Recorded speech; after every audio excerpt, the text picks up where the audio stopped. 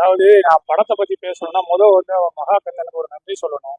ஏன்னா ஒரு direction first time ஒரு டைரக்ஷன் பண்றாங்க, ஒரு பெரிய லெவல்ல ஒரு பெரிய டைரக்ஷன் பண்ண மாதிரி ஒரு நல்ல லெவல்ல பண்ணிடுறாங்க. அந்த போட்டோகிராஃபி தான் அருமையா இருக்கு. சினிமோட்டோகிராஃபி தான்.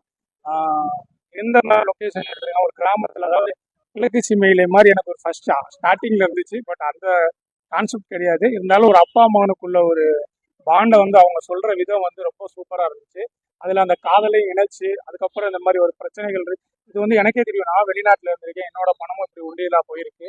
அப்போ இந்த பணங்கள் போகும்போது இந்த மாதிரி பிரச்சனைகள்லாம் வரும் அப்படிங்கிறதுலாம் அவங்க ரொம்ப டீப்பா சொல்லியிருக்காங்க. உண்மையிலேயே சொல்றேன், படம் நடிச்ச ஹீரோயினை பார்க்கும்போது உங்களுக்கு புதிய பாதை சீதாவா அந்த காலத்துல சின்ன வயசுல பார்த்த மாதிரி இருக்கு. அப்புறம் இன்னொரு ரேவதி மாதிரி நடிச்சிருக்காங்க. உண்மையிலே அவங்க நடிப்பு அருமையா இருக்கு. அதுக்கப்புறம் அந்த ஹீரோ நல்லா நடிச்சிருக்கு. அப்புறம் வெற்றி சார் நல்லா நடிச்சிருக்காரு, பிரபு சார் கலைக்கிட்டாரு, ரொம்ப அருமையா பண்ணியிருக்காரு. எல்லா கேரக்டருமே அவங்களோட இதுல பாணியில ரொம்ப சூப்பரா பண்ணியிருக்காங்க. படம் ஃபைனல்ல ஒரு இன்ட்ரோல் வரைக்கும் நல்லா போயிட்டே இருந்துச்சு. அப்புறம் லைட்டா கொஞ்சம் ஸ்லோவா இருந்தாலும் அப்புறம் பாத்தீங்கன்னா நல்ல ஒரு ஸ்பீட பிக்கப் ஆகி போச்சு.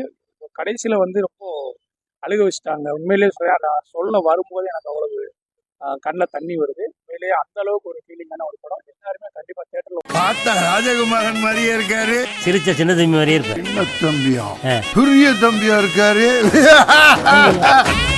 எனக்கு இந்த ஊர்ல எவ்வளவு பெரிய பேர் இருக்கு தெரியுமா? செல்லையாங்கிறது நான்